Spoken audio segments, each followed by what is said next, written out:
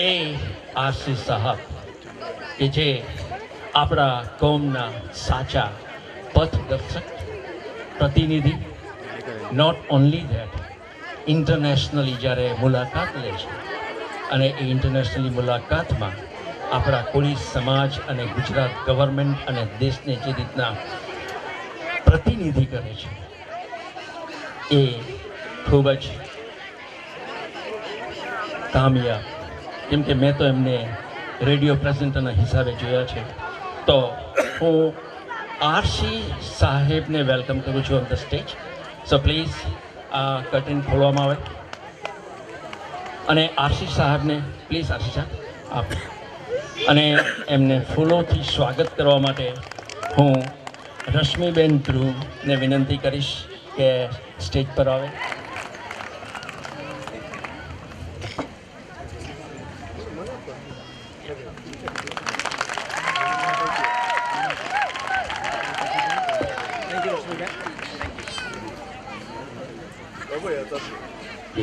એક આદરણીય મહાનુભાવ બેઠા છે કે જેઓ 10 વર્ષ સુધી લીમલાઈ ગામના સરપંચ પદે રહ્યા, 10 વર્ષ સુધી તાલુકા પંચાયતના સભ્ય, તે ઉપરાંત તાલુકા પંચાયત કારોબારીના અધ્યક્ષ તરીકે કામગીરી બજાવી છે. 3 વર્ષ સુધી ભાજપ જિલ્લાના મહામંત્રી તરીકેની ફરજ બજાવી. હાલમાં જિલ્લા પંચાયતના સભ્ય તરીકે ચૂંટાયા. આમ જિંદગીનો અનમોલ સમય, યુવાનીનો સમય ભાજપ માટે સમર્પિત કર્યો. પરિણામે હવે જિલ્લા પંચાયતના પ્રમુખ તરીકેની ફરજ બજાવે છે. આમ દિનેશભાઈ નિસ્વાર્થ ભાવે ભાજપ માટે, આપણા વિસ્તાર માટે પોતાની જવાબદારીઓ નિભાવી રહ્યા છે. તો હું દિનેશભાઈને વિનંતી જ કરીશ કે પ્લીઝ સ્ટેજ પર આવે અને રતુબેન ધીરુભાઈને વિનંતી કરીશ કે સ્ટેજ પર આવી દિનેશભાઈનું સ્વાગત કરે ફૂલોથી. રતુબેન પ્લીઝ.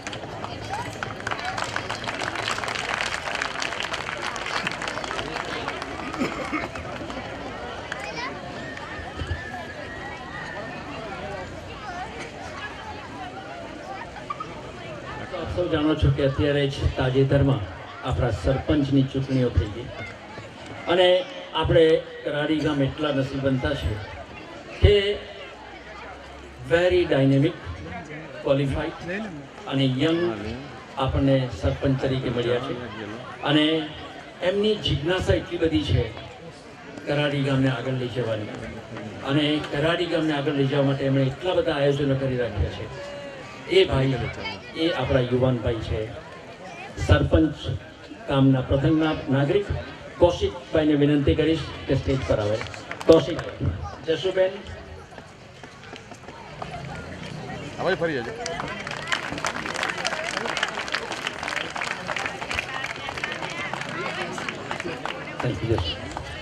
હવે આજના સ્કૂલના શુભચિંતક કે જેવો મોટી પેથાણના પણ મટવાડમાં જન્મેલા, મટવાડમાં મોટા થયા, 4 વર્ષ સુધી ભણેલા, 4થી ધોરણ સુધી. ત્યારબાદ આફ્રિકા ગયા અને આફ્રિકામાં 5 વર્ષ સુધી પોલીસ ફોર્સમાં જોડાયા. અને ત્યાર પછી જ્યારે કેનિયામાંથી બધાને બહાર કાઢવામાં આવ્યા ત્યારે એઓએ કર્મભૂમિ લંડનને બનાવી. લંડનમાં સ્થાયી થયા અને ત્યાં 48 વર્ષ સુધી લંડનમાં બસની સર્વિસ, બસ ડ્રાઈવર તરીકે સેવા આપી. જિંદગીના 48 વર્ષ સુધી. એ દયાળભાઈ, એમનું એક સ્વપ્ન હતું. એ સ્વપ્ન કે મારી જિંદગી લંડનના રોડ પર ગુજરી, પણ છેલ્લું ડેસ્ટિનેશન હતું લંડન ટુ નવસારી. અને એક વેનમાં, મોટર કેરેવેનમાં એ લોકો 3 ભાઈઓ, જેમાંના એક ભાઈ દયાળભાઈ બાય રોડ લંડનથી નવસારી આવે છે અને પોતાનું સ્વપ્ન પૂરું કરે છે. આપણા સ્કૂલના શુભચિંતક એવા દયાળભાઈને હું વિનંતી કરીશ કે સ્ટેજ પર આવે. દયાળભાઈનું ફૂલોથી સ્વાગત કરવામાં આવે.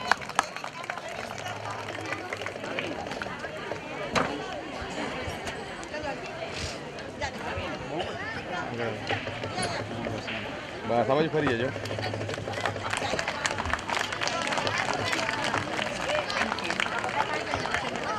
થેન્ક યુ સ્વપ્નભાઈ. આપણા એમએલએ દંડક શ્રી આરસી પટેલને વિનંતી કરીશ કે સભાને સંબોધન કરે. કારાડીના આજના વાલિદીન નિમિત્તે ઉપસ્થિત નવસારી જિલ્લા પંચાયતના પ્રમુખભાઈ શ્રી દિનેશભાઈ, આ ગામના પ્રથમ નાગરિક પછી કૌશિકભાઈ, મારો દોસ્તાર દયાળભાઈ, આદરણીય ભાઉભાઈ, શિક્ષકગણ, પ્રિન્સિપાલશ્રી, ગ્રામજનો, વડીલો, ભાઈઓ બહેનો અને વાલા બાળકો, આમ તો મારા મામા કહે છે. આ ગામનો ભાણો એટલે મામા તો ખરા, મામા અને માસી ને મામી ને. મિત્રો ત્યાં આગળ બેઠો હતો ને, બાળકો છે નૃત્ય કરતા હતા, જોતો હતો મેં કે ખૂબ લાંબો સમયથી આ લોકો પ્રેક્ટિસ કરતો એવું લાગે. તો દયાળભાઈ કે નહીં, હું 10 દાડા પહેલા આવ્યો ત્યાં તો કઈ નહીં હતું, પછી આ લોકો ચાલુ કર્યું એમ કે. તો પહેલા તો કોરિયોગ્રાફરને મારે ખૂબ ખૂબ અભિનંદન આપવા ઘટે કે જેટલું અભિનંદન આપે એટલો ઓછો. ખૂબ સારો ડાન્સ કર્યો. આ એક ખૂબ સારી વાત છે કે જુનિયર કેજીના બાળકો આટલું સારી રીતે પરફોર્મન્સ કરી શકતા હોય તો જેટલા અભિનંદન આપે એટલા ઓછા. મિત્રો આજે તમારે મારી વાત સાંભળવા નથી આપે, એક બે વાત તમે એનઆરઆઈ બધા ઘણા છે એટલે મારે કરવી જોઈએ, મને એવું લાગે. આ ગામમાં ગાંધીજી 22 નાઇટ રોકાયેલો. પછી આજે જેને દુનિયા ઓળખતી થયેલી છે નરેન્દ્રભાઈ પણ આ ગામમાં આવી ગયેલા. એટલે આપણે એમ કેવું કે નરેન્દ્રભાઈ ને ગાંધીજી આવેલા ને તે ગામના મેં કરાડી ગામના છે. એટલે પહેલા તો આ ગામનું નામ બહુ મોટું છે સરપંચ સાહેબ. એટલે તમે કયા ગામથી આવે સભાય છે, દરેક વ્યક્તિ પોતાના ગામથી ઓળખાતો હતો, નામથી ઓળખાતો.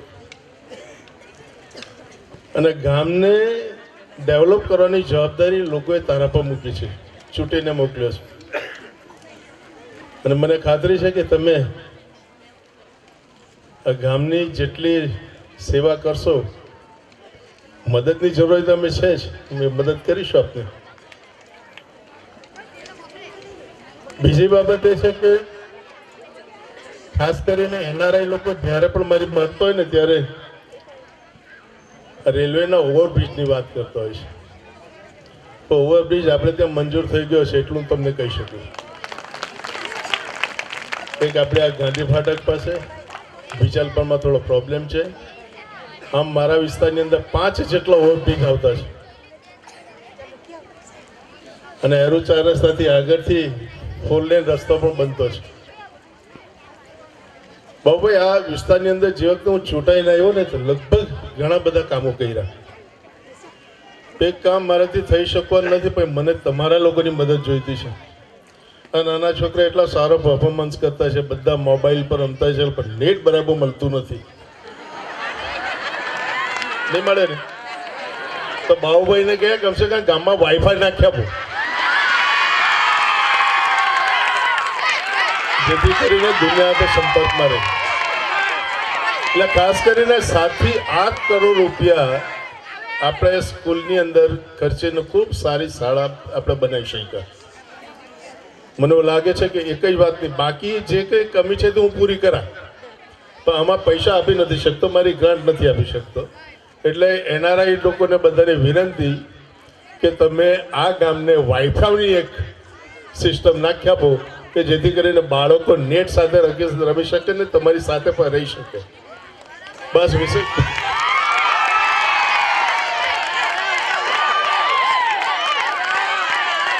આ કાકા પર વિશ્વાસ કરે કે તમને કાકો લાખી આપે કે મોટી મોટી વાત કરીને જ જોવાનો છે હે?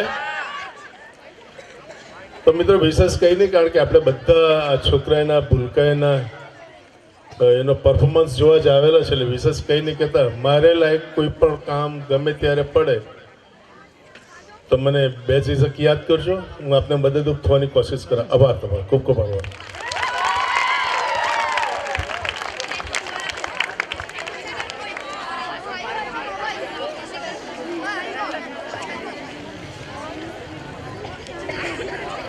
આપણા કાંઠા વિભાગના દંડક MLA ભાઈ Shri RC Patel, invited guest ભાઈઓ અને બહેનો અને મારા વાલા બાળકો, Karadi school, Karadi English medium school is like a part of my family. આ સ્કૂલ ફક્ત કરાડીને માટે જ નથી, સમગ્ર કાંઠા વિભાગ માટે તેમજ સમગ્ર કોળી પ્રજા માટે આ સ્કૂલ છે.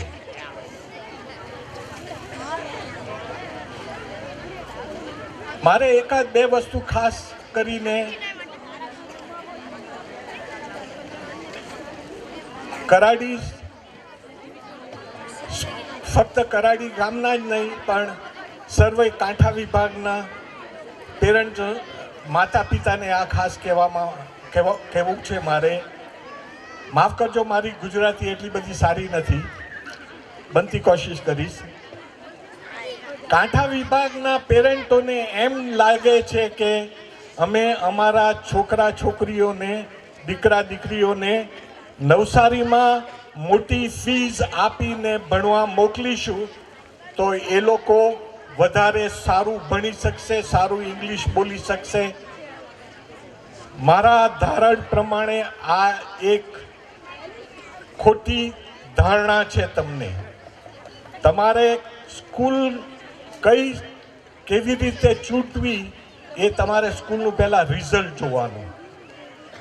અમારી ફીઝ એટલે કે કરાડી ઇંગ્લિશ મીડિયમની ફીસ નવસારીના કમ્પેરિઝનમાં બહુ જ ઓછી છે, પણ અમારા બાળકો અહીંયા આગળ એમનું રિઝલ્ટ તમે કમ્પેર કરો નવસારી સ્કૂલ જોડે તો અમારા બાળકોનું રિઝલ્ટ નવસારી સ્કૂલ કરતાં ઘણી રીતે સારા આવે છે.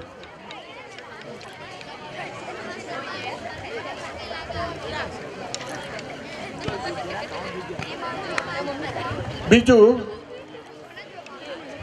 મેં ઘણીવાર અહીંયા આગળ નોટિસ કરી છે કે કરાડી સ્કૂલના વિદ્યાર્થીઓ જે ખાસ કરીને આગળ પડતા હોય છે